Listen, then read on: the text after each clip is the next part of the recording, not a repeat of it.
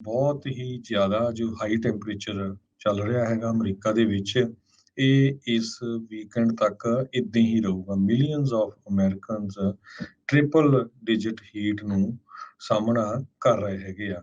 85% Americans ਉਸ ਏਰੀਏ ਦੇ ਵਿੱਚ ਰਹਿ ਰਹੇ ਜਿੱਥੇ ਟੈਂਪਰੇਚਰ 90 ਡਿਗਰੀ ਤੋਂ ਵੱਧ ਹੈਗਾ, 90 ਡਿਗਰੀ ਫਾਰਨਹਾਈਟ ਤੋਂ।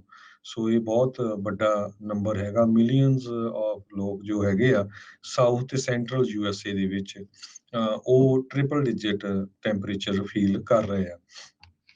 ਤੇ ਅਮਰੀਕਾ ਵੈਸਟ, ਨਿਊ ਇੰਗਲੈਂਡ, ਇਹ ਸਾਰੇ ਏਰੀਏ ਦੇ ਵਿੱਚ ਟੈਂਪਰੇਚਰ ਬਹੁਤ ਜ਼ਿਆਦਾ ਹੈਗਾ। Highest risk south West, south central USA ਦੇ ਵਿੱਚ ਹੈਗਾ। ਡੈਲਸ ਕਾਉਂਟੀ ਟੈਕਸਸ ਨੇ ਪਹਿਲੀ ਡੈਥ ਰਿਪੋਰਟ ਕੀਤੀ ਆ ਹੀਟ ਕਰਕੇ। 66 ਸਾਲਾਂ ਦੀ ਇੱਕ ਬੀਬੀ ਉਸ ਦੀ ਜੋ ਮੌਤ ਹੋ ਗਈ। ਡੈਲਸ County health and human services ਨੇ ਇਹ ਦੱਸਿਆ ਹੈਗਾ। ਇੱਕ ਤਰ੍ਹਾਂ ਨਾਲ ਕਹਿੰਦੇ ਡਿਸਟ੍ਰੈਸਿੰਗ ਹੀਟ ਵੇਵ ਹੈਗੀ ਆ। ਇਹਦੇ ਕਰਕੇ ਮੇਅਰ ਆਫ ਵਾਸ਼ਿੰਗਟਨ DC ਨੇ ਵੀ ਹੀਟ ਐਮਰਜੈਂਸੀ ਡਿਕਲੇਅਰ ਕੀਤੀ ਹੋਈ ਆ। ਮੇਅਰ ਮਰੀਅਲ ਬੌਜ਼ਰ ਉਹਨਾਂ ਨੇ ਇਹ ਕਿਹਾ ਵੀ ਵੱਧ ਤੋਂ ਵੱਧ ਪਾਣੀ ਪੀਓ, ਹਾਈਡਰੇਟਡ ਰਹੋ, ਸਨ ਐਕਸਪੋਜ਼ਰ ਤੋਂ ਲਿਮਿਟ ਰੱਖੋ ਤੇ ਆਪਣੇ ਸੀਨੀਅਰਸ ਨੂੰ, ਆਪਣੇ ਗੁਆਂਢੀਆਂ ਨੂੰ, ਆਪਣੇ ਜਾਨਵਰਾਂ ਨੂੰ ਜਿਹੜਾ ਆ ਧਿਆਨ ਦੇ ਵਿੱਚ ਰੱਖੋ ਤਾਂ ਕਿ ਕੋਈ ਇੰਨੀ ਜ਼ਿਆਦਾ ਗਰਮੀ ਦਾ ਸ਼ਿਕਾਰ ਨਾ ਹੋਵੇ। ਇਸੇ ਤਰ੍ਹਾਂ ਨਿਊਯਾਰਕ ਦੇ ਰੈਜ਼ੀਡੈਂਟਸ ਨੂੰ ਵੀ ਇਹ ਕਿਹਾ ਗਿਆ ਵੀ ਆਪਣੇ ਘਰਾਂ ਦੇ ਅੰਦਰ ਅੰਦਰ ਰਹੋ। ਨਿਊਯਾਰਕ ਦੇ ਵਿੱਚ ਵੀ 90 ਡਿਗਰੀ ਦੇ ਕਰੀਬ ਟੈਂਪਰੇਚਰ ਪਹੁੰਚ ਗਿਆ ਹੈਗਾ। ਯੂਰਪ ਦੇ ਵਿੱਚ ਵੀ ਡੈਡਲੀ ਕੰਡੀਸ਼ਨ ਇੱਕ ਤਰ੍ਹਾਂ ਦੇ ਨਾਲ ਬਣੀ ਹੋਈ ਹੈਗੀ। ਜੀ, ਜੀ। ਅਗਲੀ ਗੱਲ ਕਰਦੇ ਜਾਈਏ, ਅੱਜ ਜਿਹੜੀ 6 ਜਨਵਰੀ ਸਿਲੈਕਟ ਕਮੇਟੀ ਦੀ ਹੀਅਰਿੰਗ ਆ, ਉਹ ਆਲਰੇਡੀ ਸ਼ੁਰੂ ਹੋ ਚੁੱਕੀ ਆ।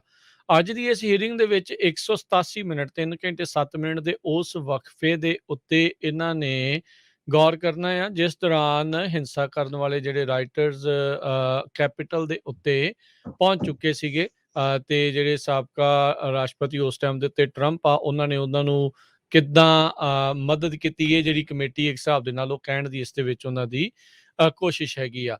ਸੋ ਕਹਿੰਦੇ ਵੀ 2 ਵਿਟਨੈਸਿਸ ਉਹਨਾਂ ਨੇ ਇਸ ਚੀਜ਼ ਨੂੰ ਕਨਫਰਮ ਕੀਤਾ ਵੀ ਟਰੰਪ ਹੁਣਾਂ ਨੂੰ ਗੁੱਸਾ ਸੀਗਾ ਵੀ ਉਹ ਕੈਪੀਟਲ ਦੇ ਉੱਤੇ ਕਿਉਂ ਖੁਦ ਜਿਹੜਾ ਉਹ ਨਹੀਂ ਜਾ ਪਾ ਰਹੇ ਇਸ ਜਿਹੜੇ ਹਜੂਮ ਦੇ ਨਾਲ।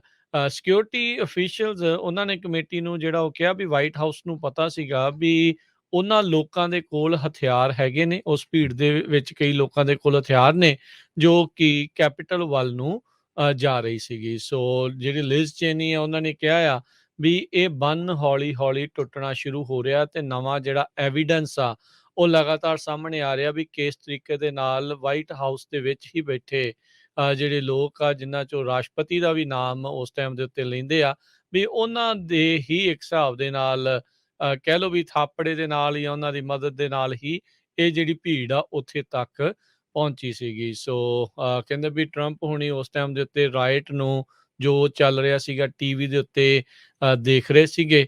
ਕਈ ਘੰਟਿਆਂ ਤੱਕ ਉਹਨਾਂ ਨੇ ਕੋਈ ਇਸ ਦੇ ਵਿੱਚ ਕਦਮ ਨਹੀਂ ਚੁੱਕਿਆ ਹੈਗਾ। ਸੋ 6 ਜਨਵਰੀ ਦੀ ਜਿਹੜੀ ਆ ਸਿਲੈਕਟ ਕਮੇਟੀ ਆ ਉਹਨਾਂ ਦੀ ਅੱਜ ਇੱਕ ਹੋਰ ਪਬਲਿਕ ਹੀਅਰਿੰਗ ਆ ਇਸ ਟਾਈਮ ਚੱਲ ਰਹੀ ਆ।